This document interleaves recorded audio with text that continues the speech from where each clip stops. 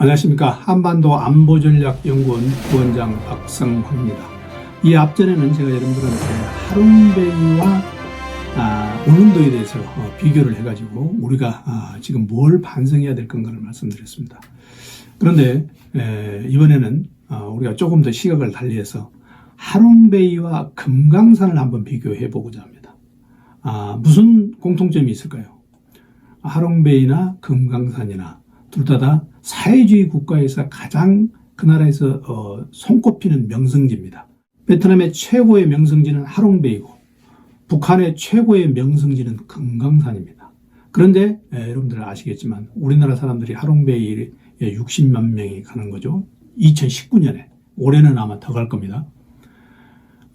그래서 이게 하롱베이는 이렇게 전 세계적인 자원으로 활용을 하고 있는데 지금 금강산은 몇 명이나 방문을 하겠습니까? 같은 사회주의 국가에도 이렇게 다를까 이런 생각이 듭니다. 그래서 오늘은 하롱베이와 금강산의 조금 비교 안목으로서 여러분들한테 몇 가지를 제시를 하고자 합니다. 하롱베이 특징은 이 앞전에도 좀 말씀드렸죠. 뭐 여러 가지 석회암 용식작용, 그 다음에 해수의 침식작용으로서 이게 화학적 반응을 일으켜가지고 여러 가지 기기묘묘한 형성이 이루어져. 더군다나 이게 섬 내부에는 어떤 종유속 석순도 이게 많이 있습니다. 그래서 많이 이제 하롱베이 특징으로 알려지고 있습니다. 그러니까 카르스트 지역으로 알려져 있습니다. 12,000봉이라고 보통 이렇게 하죠. 그러니까 여러 가지 기기 묘묘한 형상의 버무리가 12,000봉이 있는 게 이제 형상이라고 그럽니다. 그래서 이제 각 하롱베이와 두산은 각자가 특이한 여러 가지 형상으로서 큰 의미로는 자연이지만 이게 각자 특이한 형상으로서 이제 관광객을 끌고 옵니다. 하롱베이의 그 동물도 많은 사람들이 참가를 하고 있죠. 그런데 이제 금강산의 비경은 우리가 금강산 관광을 한 적이 있어서 저도 금강산을 간 적이 있습니다만 금강산 비경은 아무래도 이 그때 상황이 다 다르다는 겁니다. 하롱베이는 1년 44절 똑같은 풍경을 보이고 있습니다만 금강산은 44절 다르다. 그리고 12,000봉이 버무리가 있는데 봄에는 금강산, 여름에는 복례산, 겨울에는 풍악산, 겨울에는 개골산으로 불릴 만큼 이게 다양한 여러 가지 장면을 노출을 한다는 거죠. 그래서 우리 한국에서 이 금강산의 절경이 아까워서 남북 간에 그때 화해무드가 조성이 됐을 때 2013년에 육로 관광을 했습니다. 육로 관광을 해서 2005년에 100만 명 정도가 돌파를 했고 2008년에 200만 명이 돌파를 앞두고 사고가 있어서 중단을 했죠. 그래서 이제 육로로 가다가 나중에는 이제 또 바다로 가는 그 크루즈를 통해서 동해 앞바다에 크루즈를 세워놓고 거기서 숙식을 하면서 아침에 금강산을 올랐다가 저녁에 다시 배로 와서 숙식을 하면서 그 다음날 또 가는 그런 금강산 관광을 계속 했죠. 금강산은 이제 보통 내금강, 외금강, 해금강으로 구분을 합니다. 그래서 내금강은 비로봉을 중심으로 서쪽, 그리고 외금강은 동쪽 이렇게 하는데 내금강에는 뭐 만폭동, 명경도 이렇게 쭉 있고 그 다음에 외금강에는 만물상, 보령현 이렇게 있습니다. 또 해금강이라고 해서 바닷가 쪽, 외금강의 동쪽으로는 삼일포 등이 유명하다고 전해지고 있죠. 그런데 이제 금강산 관광이 중단된 건 여러분들도 아시겠지만은 우리 이 한국의 관광객 중 여자분이 아침에 새벽에 산보를 갔는데 그 산보를 북한 경계선 안으로 산보를 해가지고 북한 초병의 총에 맞아 죽은 사건이 있었습니다. 그래서 우리 한국에서 여론이 엄청나게 악화돼가지고 결국 개성 관광도 금강산 관광 중단되고 개성 관광도 중단되고 사실 햇볕 정책도 상당히 타격을 받은 그런 관광상 중단 이유가 있습니다. 이후에 이제 금강산 관광을 우리가 이제 종합적으로 문제점을 짚어보니까 북한의 인프라 시설이 너무 열악했다. 북한 금강산 근방에서 잘 호텔이 없어서 동해 앞바다에 크루즈를 띄워서 거기서 숙식을 하면서 거기에 왕복을 하면서 관광해야 되니까 얼마나 불편합니까, 그게. 또 하나는 관광산을 일부만 개방을 해서 그 일부만 단조로운 코스로 왔다 갔다 하기 때문에 어떤 신비로움이 조금 사라졌다.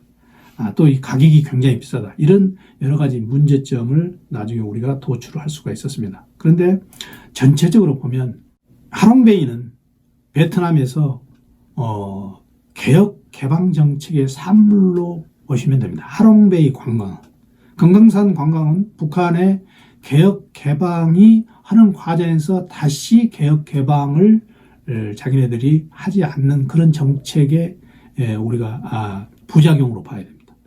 그런데 이 베트남에서 어떻게 해서 하롱베이 같은 그런 관광 자원을 전 세계 개혁 개방을 하고 앞으로 해양 리조트로서 세계적인 관광지로 개발하고 있는가? 그건 바로 베트남의 도이머이 정책입니다. 1979년에 베트남이 과감하게 사회주의이면서도 중국보다 훨씬 더 과감한 정책으로 도이머이 정책을 도입했습니다. 그래서 시장을 개방을 하고 예산, 수출, 그리고 외국 자본 도입 이런 걸 해서 베트남이 적극적으로 개혁 개방 정책에 나서는 겁니다. 또 하나 중요한 것은 베트남의 해외 교포들입니다. 지금 해외 교포들이 300 내지 400만 명이 있는데 이 해외 교포들이 적극적으로 개혁 개방 정책을 돕고 있습니다. 해외에서. 그래서 이게 같이 상승 효과를 얻어가지고 베트남이 지금 관광 개발에 적극 열을 올리고 있죠. 그런데 북한도 개혁 개방 정책을 시도하지 않은 건 아닙니다. 과거 김정일 위원장 시절에 북한에서 2002년일 겁니다. 7월 7일 경제관리 개선 조치가 시행됐습니다. 경제관리 개선 조치라는 건 뭐냐면 북한에서 자본이 없기 때문에 관광 자본을 자기네들이 하고 싶어도 할 수가 없다. 그러면은 북한 전체를 쉽게 말해서 개혁 개방을 하면서 관광도 그 일부에 끼워야 된다. 그런데 북한이 인프라 시설에 들어가는 돈이 없기 때문에 그 돈을 마련해야 된다. 그래서 실제적으로 일본이 과거 식민지 보상에서 돈을 북한한테 줄 수 있다.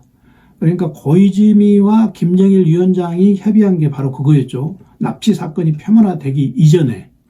그래서 북한이 그 일본으로 받은 식민지 보상금을 가지고 북한이 적극적으로 경제를 활성화시키고 관광 자원을 세계에 개혁 개방한다.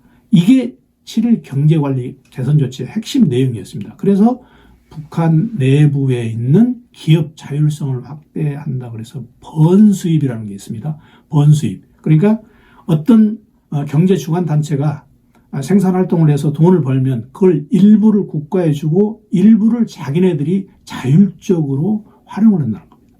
그래서 7일 경제관리 개선 조치가 그 당시 굉장히 획기적으로 진행이 됐습니다만 그게 결국 일본의 납치 문제, 이 문제를 해결하지 못하고 또 식민지 보상금을 확보하지 못해서 경제관리 개선 조치가 유야무야로 끝났죠.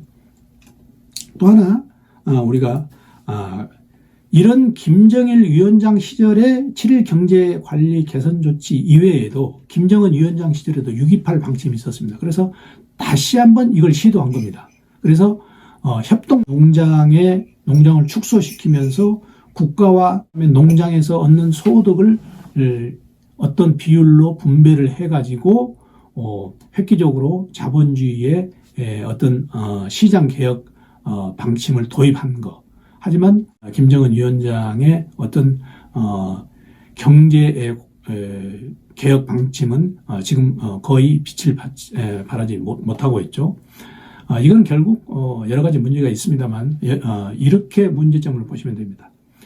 지금 베트남은 집단주의 체제로서 여러 사람이 사회주의 국가를 같이 책임지고 움직입니다. 예를 들어서 국가 주석, 그리고 행정 수반, 그리고 당서기가 이렇게 세 사람이 집단 지도체제로 움직였고 북한은 김정은 일가의 유일 체제가 지도를 하고 있어가지고 이 유연성이 없다. 그래서 개혁 개방에 아주 걸림돌이 된다. 그래서 결국 사회주의여도 지금 하롱베이나 금강산에 우리가 갈 수 없는, 하롱베이는 자유롭게 우리 한국 사람이 갈 수 있지만 금강산에는 갈 수 없는 이런 시스템 자체가 지금 사회주의이면서도 양극적인 그런 결과를 나타내고 있다.